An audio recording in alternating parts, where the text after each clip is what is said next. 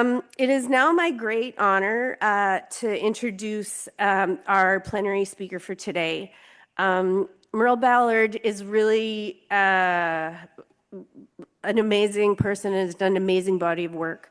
She's from Lake St. Martin here in Manitoba, and she's now Canada Research Chair in Weaving, Indigenous Science and Sustainability Science at the University of Calgary.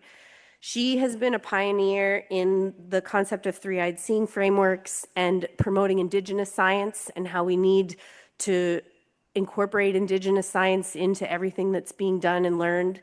And so thank you, Myrle, for being here and speaking to us today.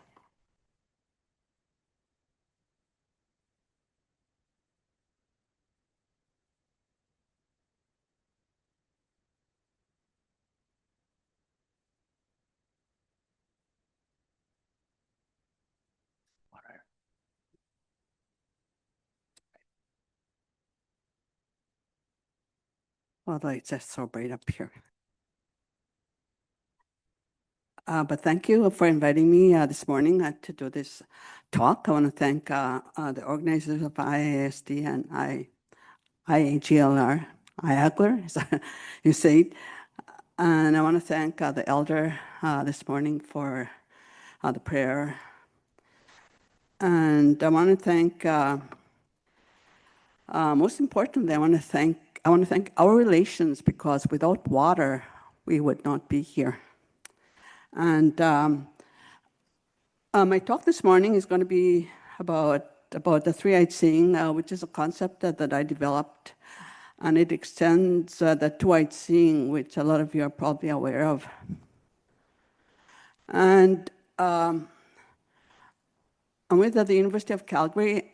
I'm a Canada Research Chair and Associate Professor in the Department of Earth, Energy and Environment. And a lot of my research is about water, about the land.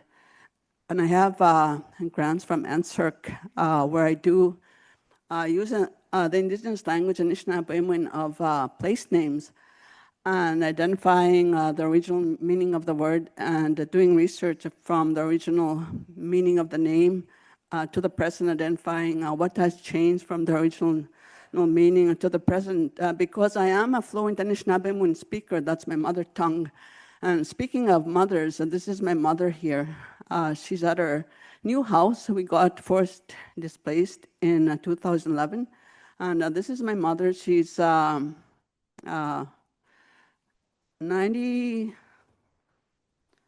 years old, 91. And she still bakes bread. And this is her. This is the home that was given to her after her home was destroyed. And I am First Nation, like I said, from Lake St. Martin. And I am fluent in my language, which is so critical to the work that I'm doing right now. So that's a little bit about myself. And I grew up in Lake St. Martin, and that's where I spent my youth until I graduated from high school, and then I went on to university to get my degrees. So that's, and in between there, I did a lot of other things. So the framework that I developed is three-eyed seeing, which is an extension from the two-eyed seeing. So, and I also started the Indigenous Science Division at Environment and Climate Change Canada in 2022. I did an interchange when I was at the University of Manitoba to go start up at the Indigenous Science Division. And they asked me, can you start the Indigenous Knowledge Division? And then I said, no, but I can start the Indigenous Science Division, because when you work with Indigenous scientists, we need to demonstrate that the knowledge we have of Indigenous people, of the land, of the waters, is also a science, and it should be treated as such. So Indigenous science are about the laws, the way we look after the land, the water, trees, the way we look after them. That's the Indigenous science. And Indigenous people will be the first ones that will respond to something that's happening with the water, land, etc. And the Western science, we all know this is not this is not about biology, physics, but it's about everything. Astronomy, we have knowledge about the stars. Indigenous people used stars, sky to navigate waters, and when they navigate the land as well. And then, most importantly, why we're here to listen to it, I'm going to say it's about our relations, and that refers to the flora, fauna, the land, water, and everything else in between, and both the animate and the inanimate. So that's what our relations is. And it's really important to think about our relations with the work that you're doing, because without that, you won't be doing anything. We have to be the voice for our relations. You're all water experts, fish experts, whatever's in the water, the riparian areas, soil around water, which is very important. So Indigenous science is it's a distinct, it's about time. It's not an old science, it's constantly evolving, despite what the people like to think traditional knowledge. But Indigenous science is very specific. It's very real, real-time science. It's constantly evolving. Indigenous peoples, their knowledge of the land, they're going to be the first ones that identify something that's happening with the lands and waters, because they're always there, and it's about real-time science. And Indigenous people were the ones that gave rise to various technologies that are out there. And it's a knowledge about the plants, about the water. Before Indigenous people used the water to navigate, so they know about the water. They know the currents, they know when something is off with the currents. And a lot of the places around Canada, they're named after Indigenous names, and they're directly related to the ecosystem. So Indigenous people knew the ecosystem when they named the various places,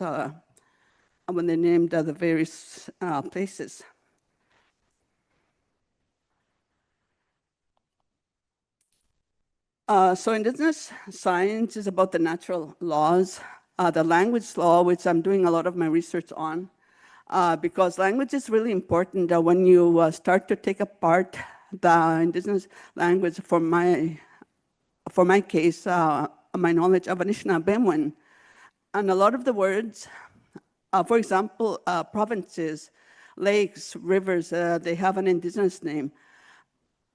I was just telling this morning, sorry, I'm really bad for names, I shouldn't know. But the Indigenous names I know, but names I forget. About the importance of names, Winnipeg, for example, you should all know what that means. Anybody? I didn't hear it.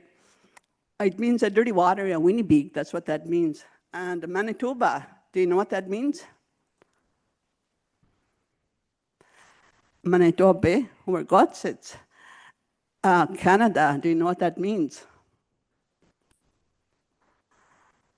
Just testing your knowledge about places. Canada means sacred, so the land of the sacred, Canada, that's what that means. And we have different names. For example, Saskatchewan, do you know what that means? Experts. Saskatchewan means Saskatchewan without the A, that's Anishinaabe, which means where the water drains. So that's when you look at the Saskatchewan, when you drive through Saskatchewan, and that's what that means, where the water drains. So language is really important. We have creation laws, traditional laws. Traditional laws are really important too, because those are the basics, the basis for what we're taught. Like we're taught about the way we should treat our relations, how not to treat them. We have to respect them. And these are very powerful, and this is what grounded me as I was growing up, at the language and the teachings that I have and the work that I do. And it's all about relational, being respectful to waters, listening to what the water has to say, listening to what the birds are saying, listening to what the leaves are saying. These are my teachings as I was growing up. So subtleties too, where we all have our senses. We can smell, we can see, we can taste, touch. These are part of the teachings, and this is how we should be communicating with our relations, because for Indigenous people, we extend beyond these five senses, because we can communicate in another language with our relations, and this is also part of my teaching. But it's really difficult to communicate being an Indigenous and growing up in my my culture with the way I was taught through language and my experiential life, and as well too my Western education, being a scientist. Sometimes it's very difficult to bridge the two, but I try my best. So a lot of my talk is about pictures, because pictures are worth 1,000 words, much more than I can bring in just in black and white here. Yeah. Okay, so our relations, we're all familiar. These are all my pictures that I took around the province.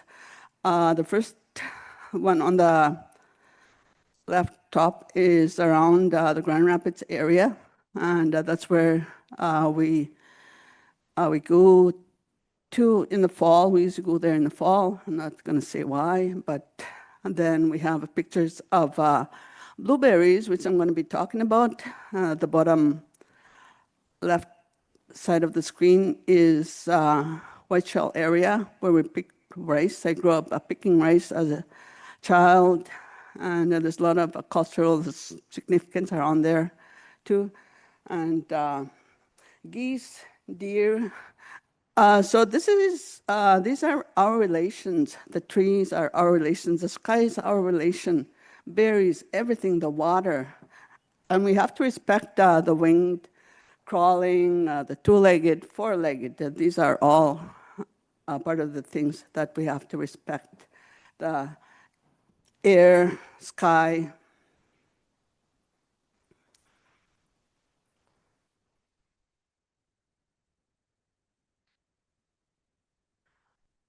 A lot of my research involves working with the people, with the elders, and working directly with them. And I encourage them to speak their language, because I am fluent. Like I said, I can interpret and translate what they're saying. And a lot of the knowledge is based within the language. And we do a lot of our research on the land. We go on the land, and they show me. Growing up in Lake St. Martin does not mean I know everything. That's one thing I can say. Like, I still rely on the elders, because their knowledge goes far more than the years that I've been here on earth. And that's what a lot of my knowledge is about, the oral history, the oral tradition, the storytelling. And these are part of the teachings, and they're based on the land. So this picture here on the bigger one is the Lake St. Martin Narrows, and the Narrows is separated by the North Basin and the South Basin. And the Narrows now you can see is a lot more wider. And they have a lot of stories, which I'm going to be talking about the Narrows. And when I work with the elders, I invite them, with the knowledge holders, I invite them, and we go on the land, we go on boats, we go on the water. So this is a part of my research, the research I do with the community.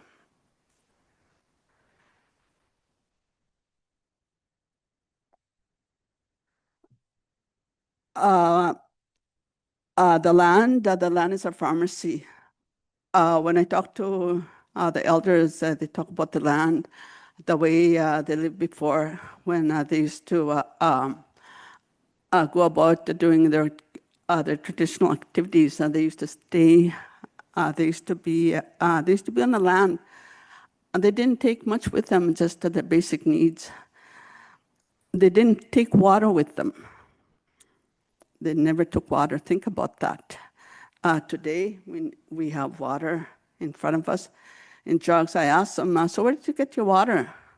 And they said, wherever we camped, we dug a hole in the ground, and we tanked the water that came up. So can I ask who does that when they go out on the land now? Nobody. So think about that. These are the things. This is how they lived before they respected everything, and they didn't take water bottles with them. They didn't take water because water was available wherever they went. And they always talked about stories when they were out about on the land, how they would come to a site and they would just sleep next to the ground. They said we didn't have anything between us and the ground because that was the way we connected with the ground. So there's teachings that we have when you're sick. When something is wrong with you, you go out on the land and you lay on the land. You reconnect with the land. These are part of our teachings. So they knew what to do when they were out on the land as part of their healing for them to be well. They just took the basics and they just laid on the land to sleep. They never took chairs. They sat on the ground.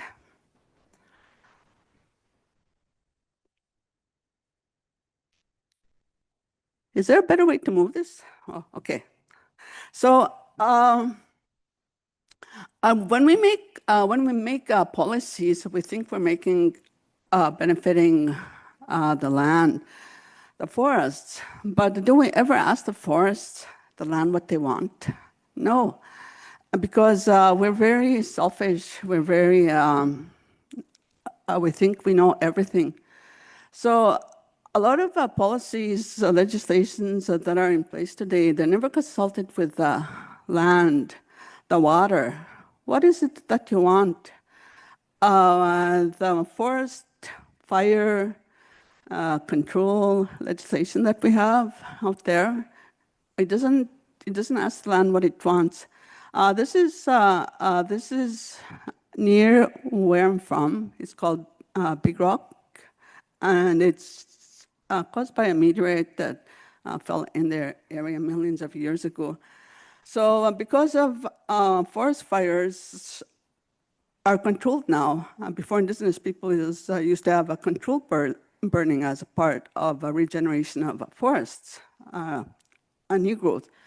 So there was never a controlled fire in the area for a long, long time. So lightning struck there or something happened that a fire started in the area and the whole area burnt. And the next year, lo and behold, blueberries grew.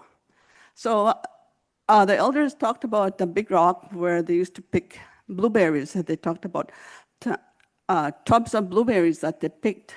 And for the longest time, since the introduction of these policies, there weren't any blueberries, but the fire that went through there, now there's a lot of blueberries. So when we make policies, legislation, we need to consult with our relations, what is it that they want. Growing up, I used to go rice picking. Every fall, we would go rice picking. Families would go rice picking. And we sold the rice, but it wasn't, the way we harvested the rice was sustainable as well, because we went in a canoe. We didn't use those machines that they have now, which is not really sustainable. And we had sticks that we got from the land where we harvested the rice, and we were being those canoes all day long, and we would harvest the rice, fill up the canoe, and go back and empty it, put it into bags, and go back again. So that was what I did all day long in the fall growing up. So, but at the same time, we helped the rice to regenerate because what we picked, a lot of it went overboard and it landed in the water for new growth. So it was a sustainable way. And wild rice means manomin. Manominike means to make. So that's what the activity means, manominike, manomin, to make rice. When you go out picking wild rice, that's what you're doing.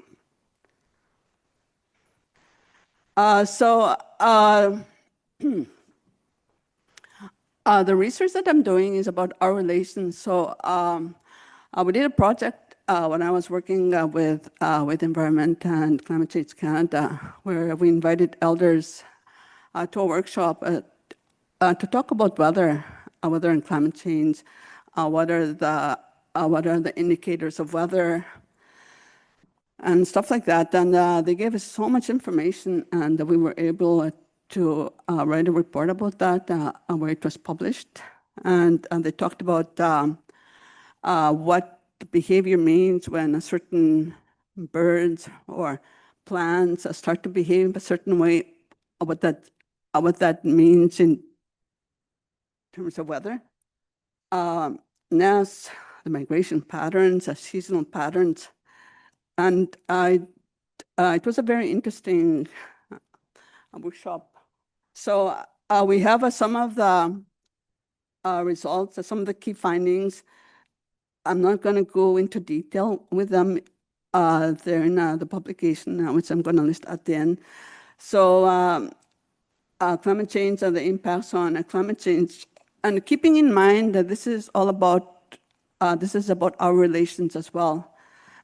And the way the ecosystem shifts, waterway concerns, weather patterns, challenges to adaptation, health and well-being, cultural and social impacts. And the knowledge keepers gave us a lot of information and about species, about the way the skies look, etc., water, etc.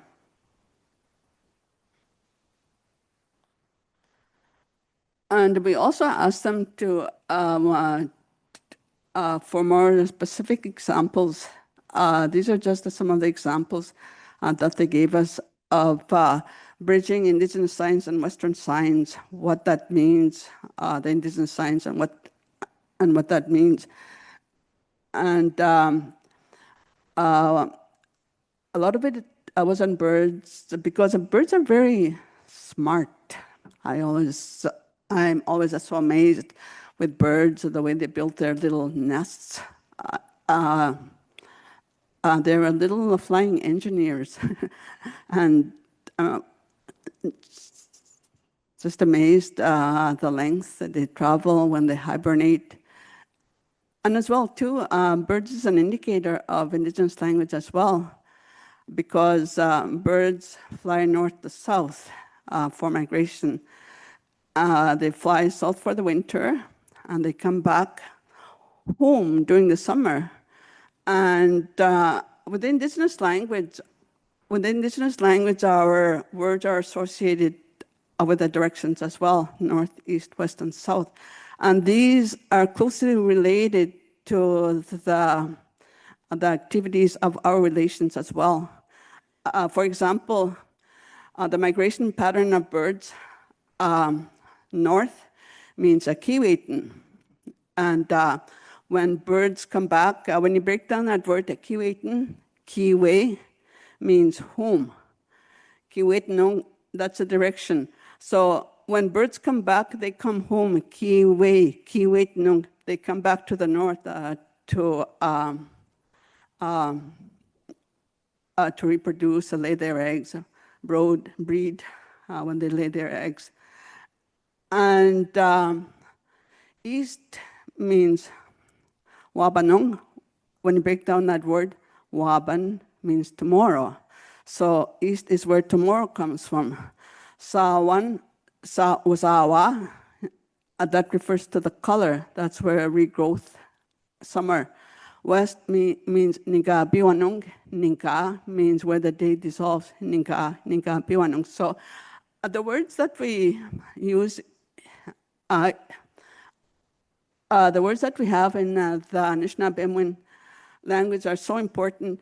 So these are closely related to the indicators of our relations and what their activities mean when it comes to weather patterns. And we should be asking them, we should be looking towards them when we make decisions. When we do our research, we should consult with them. What is the day going to be like today? So, and we should all learn to do that. And we can learn from the water as well. When I worked with the fishers around the Dolphin River area there, they talked about what they have to know about the water and certain types of clouds coming in, rolling in. They know what those mean, and it's a matter of life or death if you don't know what they mean.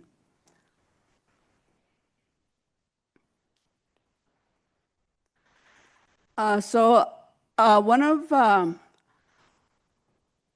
the projects I'm working on is funded by NSERC, and it's using Anishinaabe for lake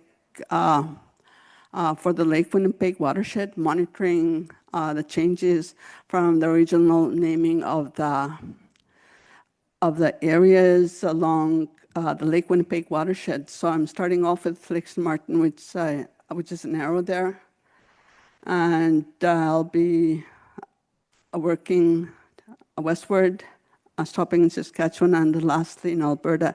So working with Indigenous people, because the Indigenous peoples know the land, they know the water, so they have the knowledge, and it's really important that their knowledge plays a significant part in the research. And for Lake St. Martin, the word Obaskudiang, that's what Lake St. Martin means. Obaskudiang, which means Paskude means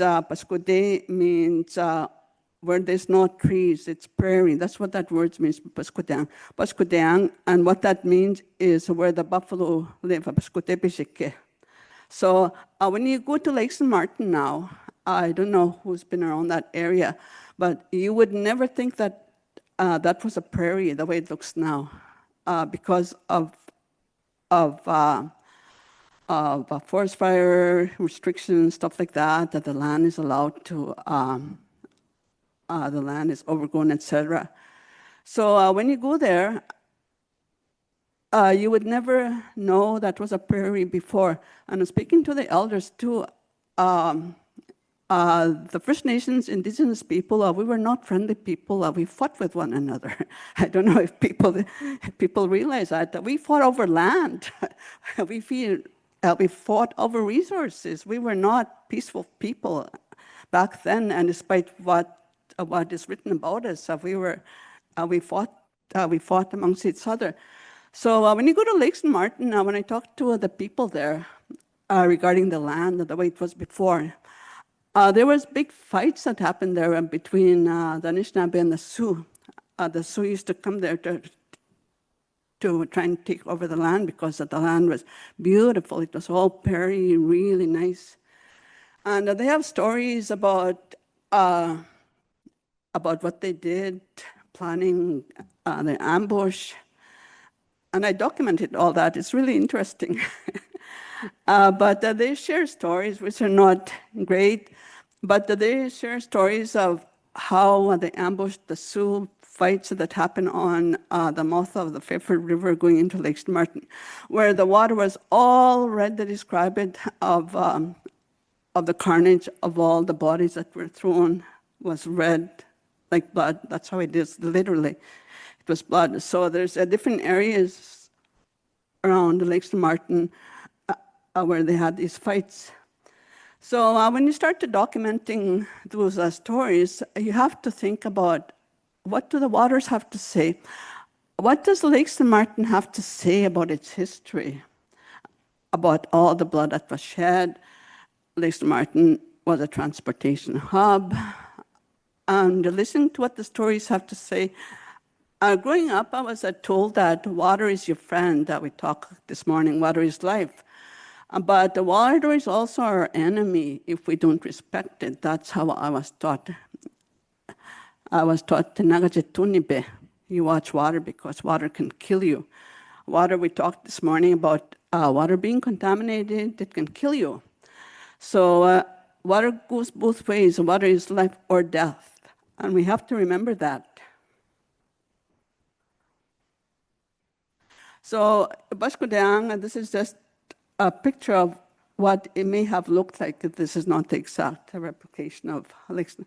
Martin, but just imagine a land that was prairie, that didn't have any trees, just a few trees here and there.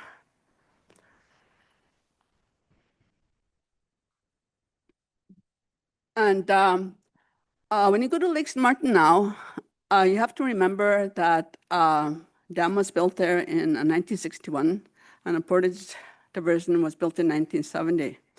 And the land around there has been repeatedly flooded by artificial flooding from these water control structure.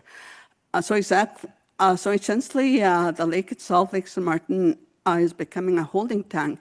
And that's where, too, we're doing research identifying the groundwater and also Lake St. Martin, the shores of Lake St. Martin, identifying the amount the water extended its boundaries around the shores, because it used to be a beautiful lake with a natural shoreline of tree-lined, where the people describe stories that they used to go to the lake, spend days there, doing their laundry, and the different activities.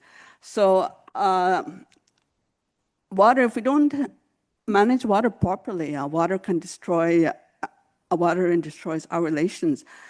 And we never ask the water before we start to dam it, what is it that you want? Which way do you want to flow? I'm sure the water is not going to ask it to reverse its flow backward. And the fish that are living in the water, we have to ask them too, what is it that they want? So these are two water control structures, especially the Fairford Dam, and did a lot of damage to the land where I grew up. We were forced displaced and forced relocated in May 8th, 2011. This is my mother. This is the home I grew up in. The second home, actually. The original home was built by my grandfather, and this is the second home. The reason I'm showing you this is, remember I talked about Indigenous people have 6 and 7 senses. My mom was type that did not like her picture taken. She does not let me take her picture. But this is the home I grew up in. And my mom likes working outside. That's probably why she's still very healthy. She was always outside before the flood, pushing her lawnmower. She had a riding, but she preferred to push. She grew flowers around her house. And this was taken maybe 5 years or less before the flood. She told me, take a picture of me. And I took pictures of her in different areas around her house because she wanted me to. And I still think about that. She knew, maybe she knew she was flooded, but my mother does not talk about stuff, even though I pro. Well, she does, but stuff like, but she knew deep down that she wanted pictures.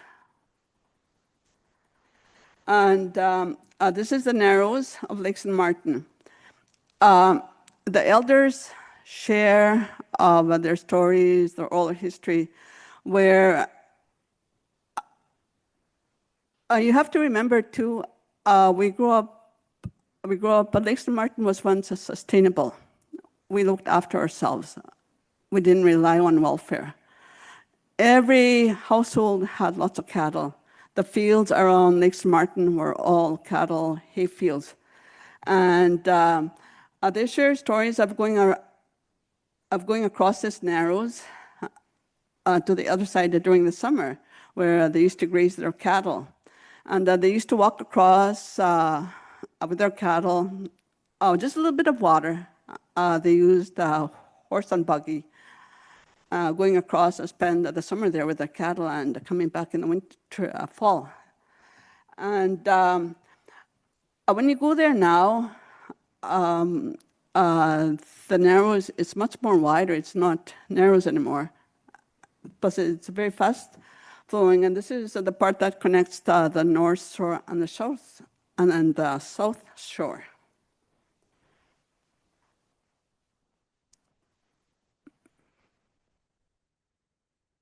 And when the land was flooded, the water flowed over, and it destroyed a lot of. It destroyed my community, but also the 1961 Pfeffer Dam that was built destroyed the community way before, before the big flood, because from a sustainable community to one that didn't have anything, my community, when it was flooded, we didn't have any more land. The land was all gone. When they released water, they never consulted with us. They never consulted with our relations. They just unilaterally made decisions to let the water flow. And they destroyed a lot of the land. And there's a lot of species that disappeared from Lake St. Martin. One time I heard an elder talking when the frogs stop croaking, that means that something is wrong with the land. The frogs stopped croaking in Lake St. Martin a long time ago. So this is the top left is Lake St. Martin. They had already started building the dikes around my mom's house, and that's the house I grew up in. Lake St. Martin, I remember the picture I showed you of my mom there. Yeah. Oops, sorry. And the one in the red square, that's my mother's house. That's where she's standing. And this is after 2018. When you go there now to the old Lake St. Martin, you would never tell anything existed there. They completely demolished everything. It looks like Lake St. Martin was never there, so the landscape is completely altered.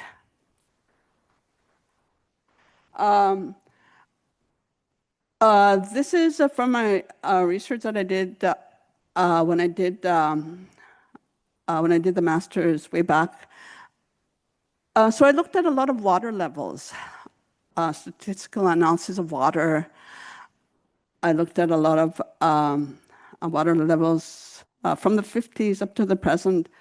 And a lot of the decisions are based on water levels, the stats. But the decision makers never go ask the water, never ask the people who live around the water, what is it that they want? Never. All of them are based on graphs like this. When scientists, and I encourage you, you're all scientists here, when you do your experiments, don't just go one time and leave. Keep going back. Create that relationship with the water, with the people, or whatever it is. These are the kind of decisions that are based using these water levels. When you look at these water levels, it doesn't really, like they go up and down, but it's mostly, uh, it's mostly more or less if you were to put a bar right through it, it would show just ever slight incline. So, but when you go to the people, they're going to tell you how the land has changed. And scientists that go in there once will not see these changes, that they won't be able to capture them. But that's why it's important to have, to listen to Indigenous science, Western science, and our relations, because you won't be able to fully understand what the land is like, what the water is like, without incorporating all three eyes.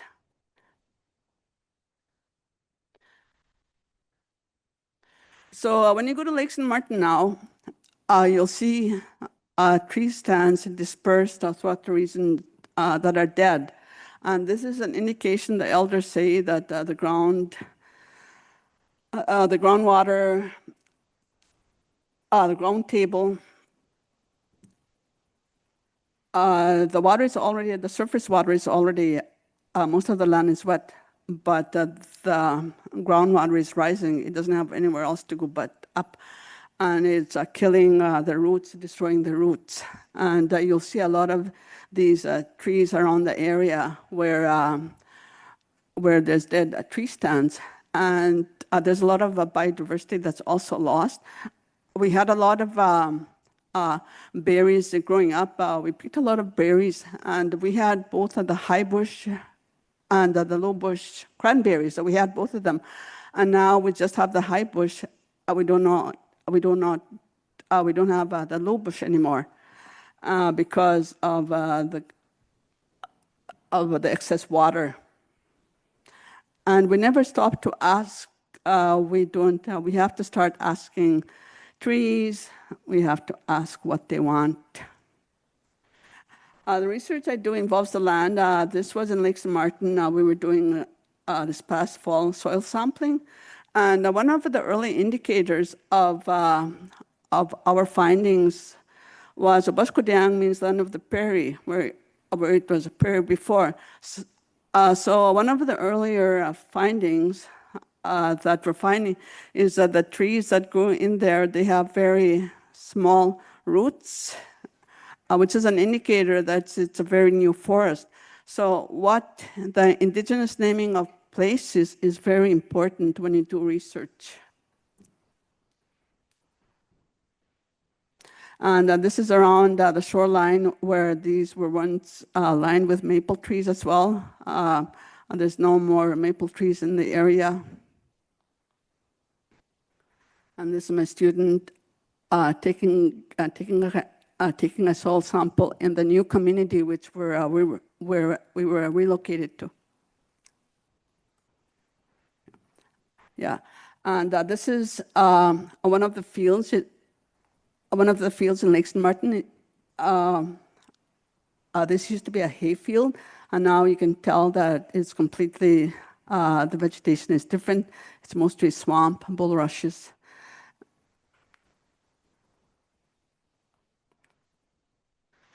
This is the south shore of Lake St. Martin, and they're proposing a new channel here, outlet number 2. And this is where a lot of birds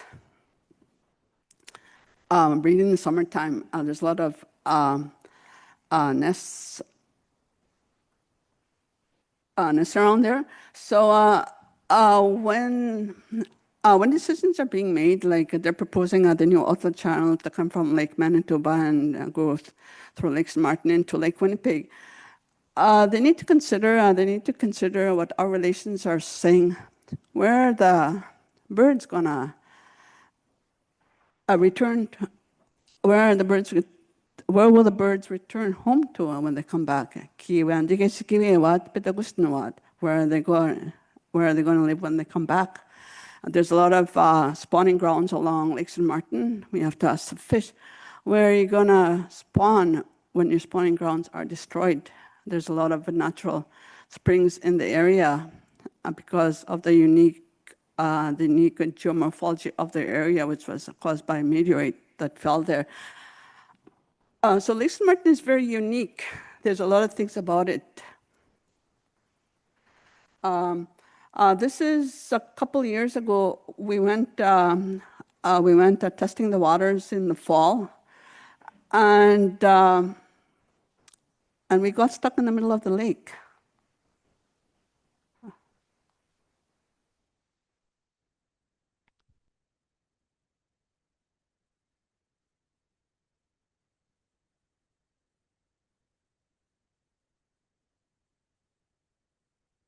No.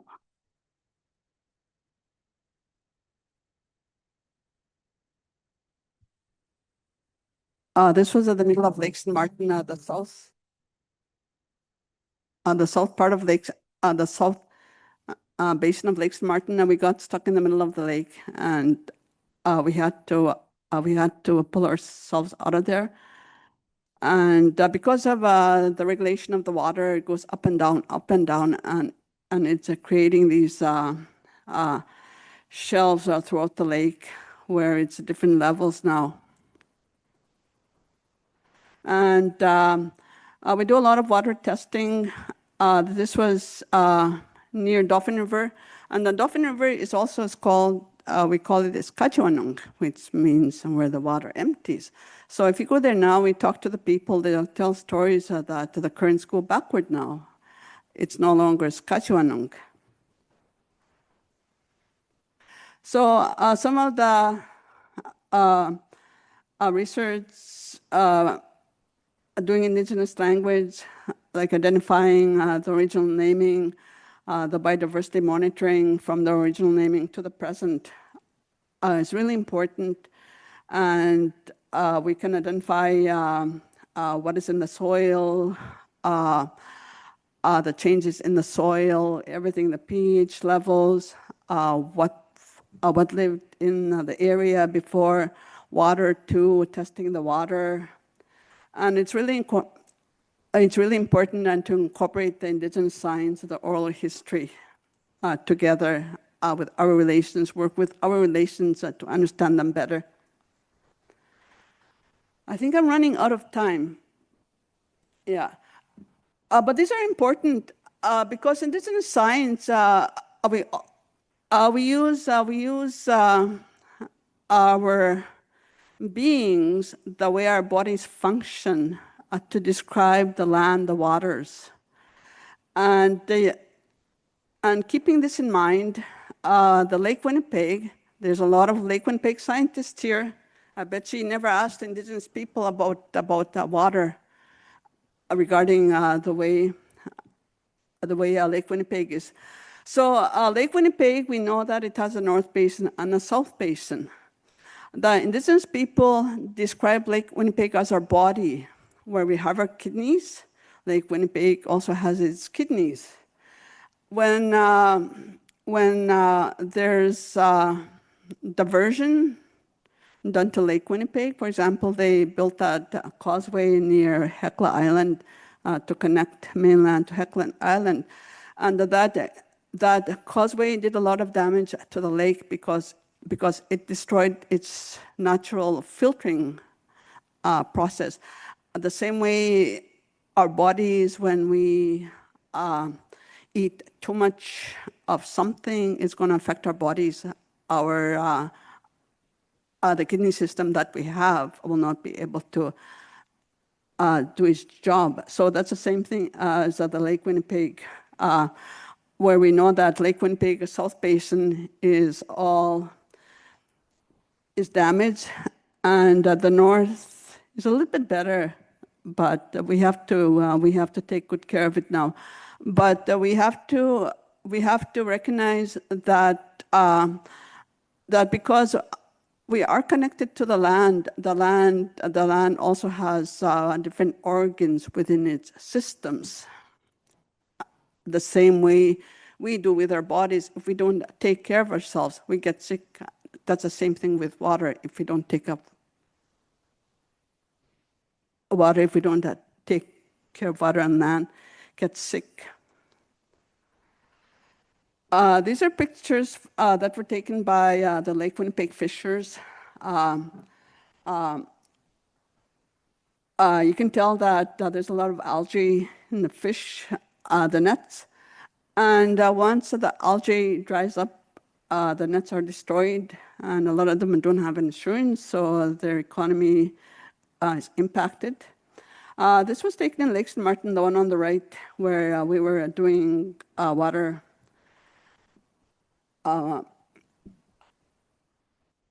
research with water. So because the water levels are low sometimes, they're very low, where we needed a truck to bring the boat in because the water levels were so shallow, and then the truck got stuck, and then we had to get another truck to pull the truck to pull the boat. So imagine if you had to do that when you, because of the unstable water level, sometimes it gets so low, high. And Lake Winnipeg right now is being represented by the Southern Chiefs Organization, which is a First Nation organization. And they want to give Lake Winnipeg legal personhood so that Lake Winnipeg will have a voice. And this is the work of our relations. We have to give them a voice. We have to hear what they have to say because we're not doing a very good job in making decisions about them. And giving them a voice will give them a legal right. So there's a lot of cases right now around the world. For example, the Wanganui River in New Zealand, the Magpie River in Quebec too is undergoing that process to give the river legal personhood. As well too, there's mountains around the world that are being given a legal personhood, and they're led by Indigenous people as well. So it's really important then to incorporate Western Indigenous science, and mapping is really important because that's where you know where the original names, every part of the lake has an Indigenous name based on its function. And that is so important that people don't realize lakes when they go into a lake, for example, the Great Lakes. But when you start to probe, ask the Indigenous people what the names are, and then you start to understand the life of the lake.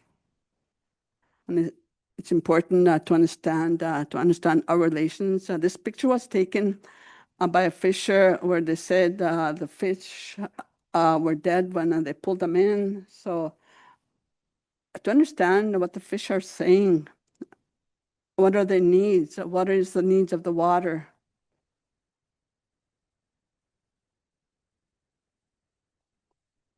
So in summary, it's important to incorporate three-eyed seeing, Indigenous science, Western science, and the voice of our relations, because listening can bring us a long way to the research, to the policy work we have to do to create more effective changes in the land and the waters. Because we coexist with one another, we are not separate. These are, yeah, that's it.